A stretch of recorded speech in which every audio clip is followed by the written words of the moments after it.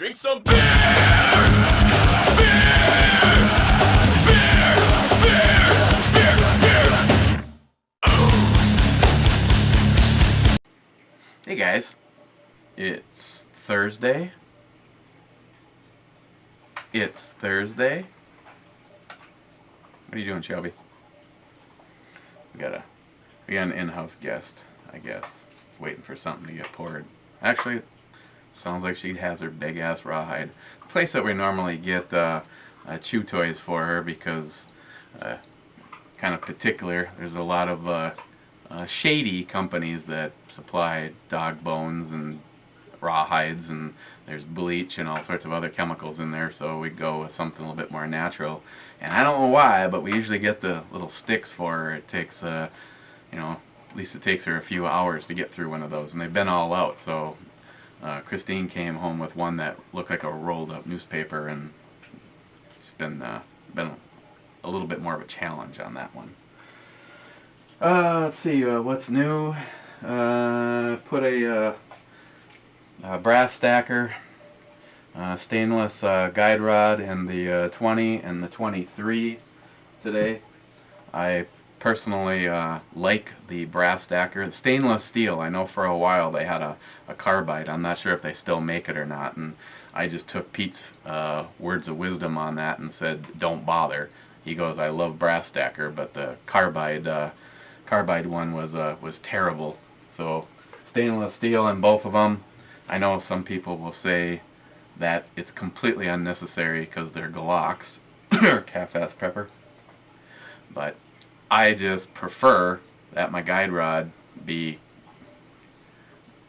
of hardened steel and not of plastic. That's just me. You know, I normally in the range bag I normally have the guide rods for you know, if I've switched out something, I normally have the original ones with me. If something goes wrong, you know, I've got a shit ton of rounds through the 27, and I've never had a problem.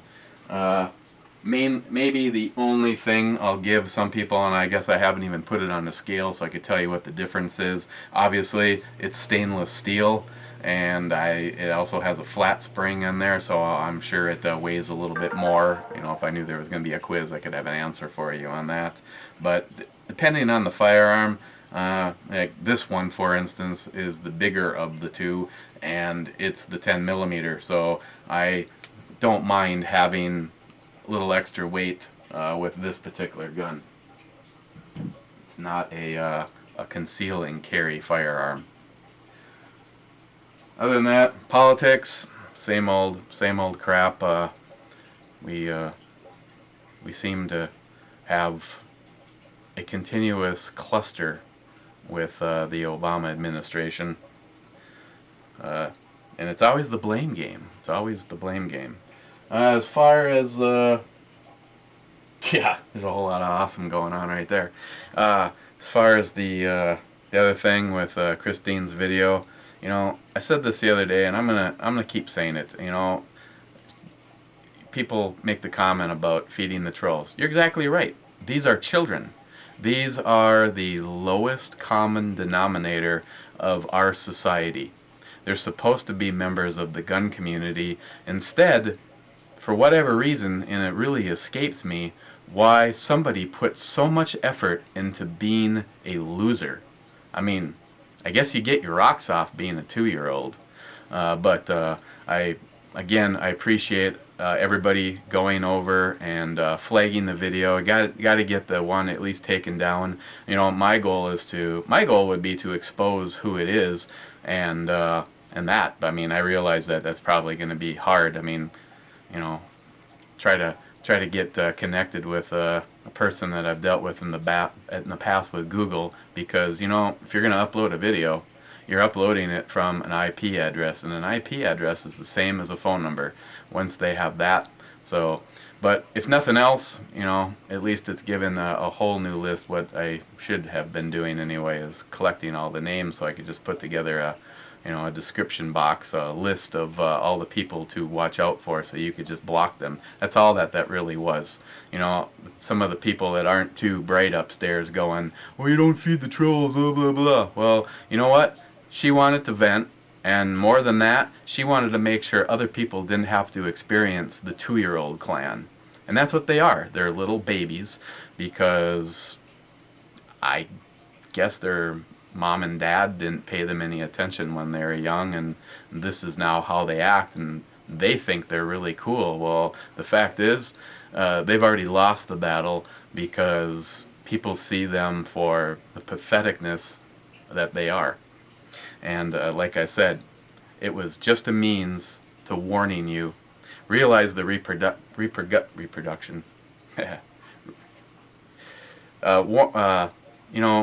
For them, it's easy just to abandon that channel and go open another one and keep on going. I noticed that Ed couldn't seem to leave well enough alone, and Firearm Channel was actually threatening, saying that their group can ruin people. It's amazing how stuff like that can take place. And evidently the other thing to watch out for is if someone does leave those kind of comments on one of your videos, make sure that you file a report with Google before you delete and block them, because evidently once you delete and block them, Google within a couple of seconds can no longer find any of the pertinent information that they need. So if someone is harassing you and bullying you, make sure you take care of business before you get rid of the stuff. But again, Christine is pretty much overwhelmed. She's got a true kind nature, unlike the pathetic losers, Firearms Channel and TMH on Fire, 123, and Butthole Surfer. She's like, she just take the video down, and I go, no, I wouldn't take the video down. Look at all the positives that come from this. A lot of really nice people leaving comments, and in all honesty, other than the 2-year-olds, I think there was 1 or 2 people, and they probably associated with them, versus the 98% positive stuff. So keep the positive stuff up. She just wants to, I think she might be fulfilling Ed's wishes on the pork chop, maybe as soon as this evening. Meanwhile, back at the Hall of Justice, Aquaman makes a tuna fish sandwich because he can't do shit. We're going to look at Eddy Out Pale Ale from Kettle House Brewing. This is one from Bulwark 1911, and this is from Montana. I thought it said on here the alcohol percentage. Somewhere. Yeah, I know, Bayou Chili Head. It's probably in letters that big, but due to an incident, I'm back to the glasses, as you can see. 5.5%.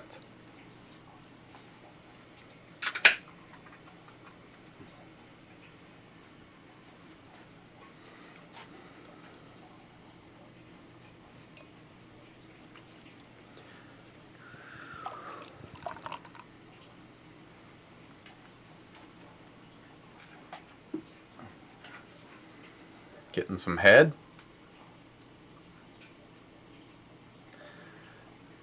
Can't really see that. That's a nice kind of darker caramel colored. Definitely doesn't have the look of a Pilsner. Notice a little bit of hoppiness. Some grass. Dude. Not Colorado kind of grass, like the stuff you mow. A little bit of a sweetness, like a caramel in there. And since how I just got home and got cleaned up, I'm very thirsty, and this actually is the first one.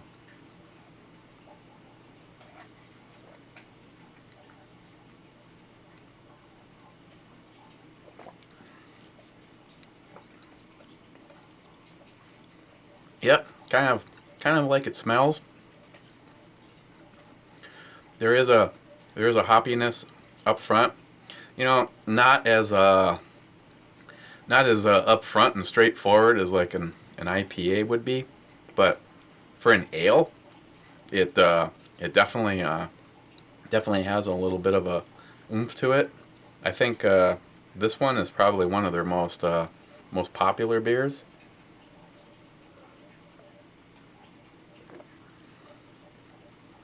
Notice that sweetness, kind of like a sugary like sweetness. Maybe a little bit of caramel in there. I noticed kind of right in the middle you get kind of a decent little bread or biscuit like flavor.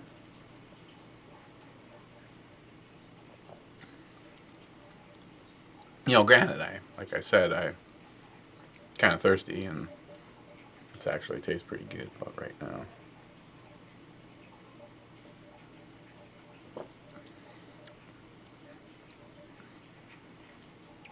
Yeah, you get that little sweetness, a little citrus, a little bit of a grassy notes, bread and the biscuit. Just a wee bit of like a little bit of a bitter area, and then it just kind of ends back on that kind of a sweet citrus. And then you notice that breadiness just a little bit, but yeah, this is pretty good. I like the fact that it's in a big glass.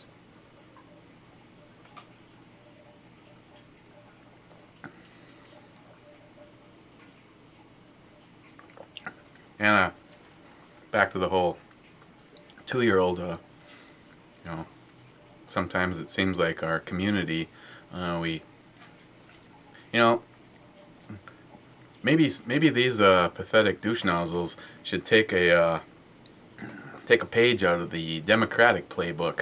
You know, it seems like you just don't see the infighting and stuff in that party, and that's what our party is. I mean, we're supposed to be a positive gun community, and you see the kind of comments and videos that some of these guys put up. I mean, slamming a bunch of beers and then shooting your 9mm pistol inside your house. There's a lot of brains right there.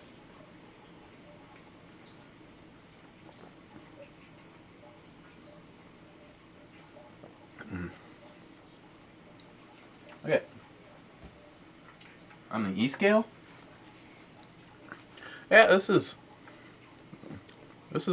good. Eddy Out Pale Ale from Kettle House. I'm gonna give this an 8. And if I saw it again and I was sitting next to something of equal quality, but this is a little bit cheaper, I would definitely lean this way. This would be an outstanding daily drinker. As far as next, got plenty of things, but why don't we look at something from Mario? Since this one is sitting up front, we'll just take this one. Mario Mosen did a very nice support video for Christine. The other one, and I'm a big fan of hers, and she's part of our the inner circle. And it's been a while, Mama Tully. It's been a while since you've been in a video chat. I know that whole moving to Guam thing really threw kind of a wrench in it. Looks like you guys are settling in pretty good, though. The sucks for her part is she had just gotten her conceal carry when they relocated.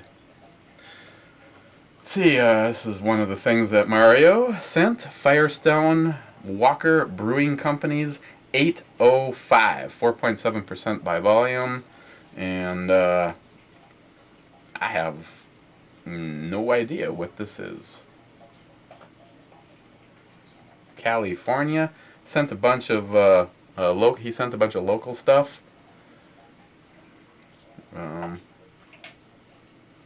Brewed on California's Central Coast.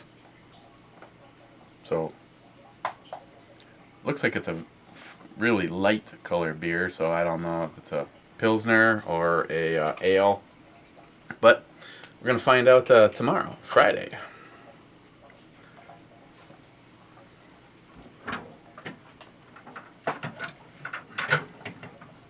Oh, and I did get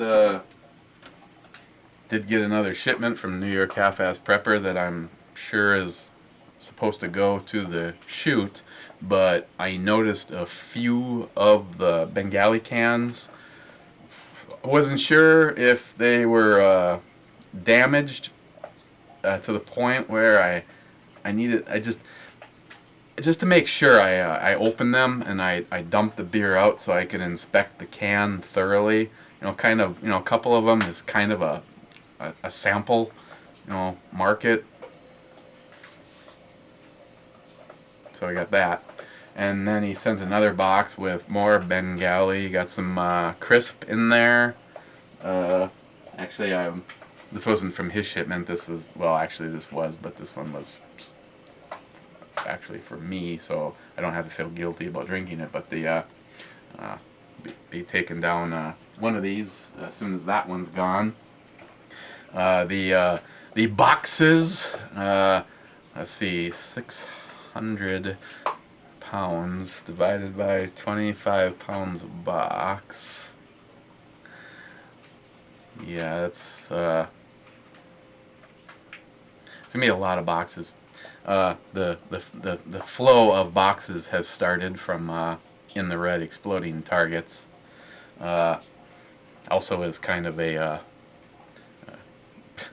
I don't know what to say to him, but Mike, the owner of In the Red, man, you're awesome. He decided to send another box of 50 cal rounds, and as a dual teaser, not only do we have the bolt action beast, but looks like we're going to have a Subaru BFG 50A. That's the 10 round semi-automatic. Subaru Arms is a great company, and the owner of In the Red it's one of his best friends. And I have to honestly say, looking at the 50 cal market now, McGibbon, it's kind of like having your penis gold plated. It isn't really something that, it's just one of those things where every now and then you bring it out and show everybody. I mean, unless you're doing some really damn long range shooting. I mean, unfortunately for us, up at our hunting shack, the distance, I mean, we might back it up a little bit more this year to allow the shack to be the deflector on a lot of ammo, but then we kind of lose about 15 feet of place that people can stand to shoot, so we're going to have to maybe see what we do, but you're looking at 100 yards, and it's kind of like taking a helicopter one block up. It's doable, but it's just going to be an opportunity for a lot of guys that have never fired a 50 cal to be able to experience a semi-automatic and a bolt action version of them. So, but I have to honestly say, doing the research, when you factor in the quality of the rifle, the reputation that it has, along with the price tag, I have to honestly say that the Subaru Arms BFG 50A would be the one that I would go with, which is kind of why we're gonna have it here. And in some regards, I really wish they wouldn't, because it's one thing to look at a Lamborghini in a picture or in a movie. It's another thing to actually take it for a ride, because the desire factor goes up even more.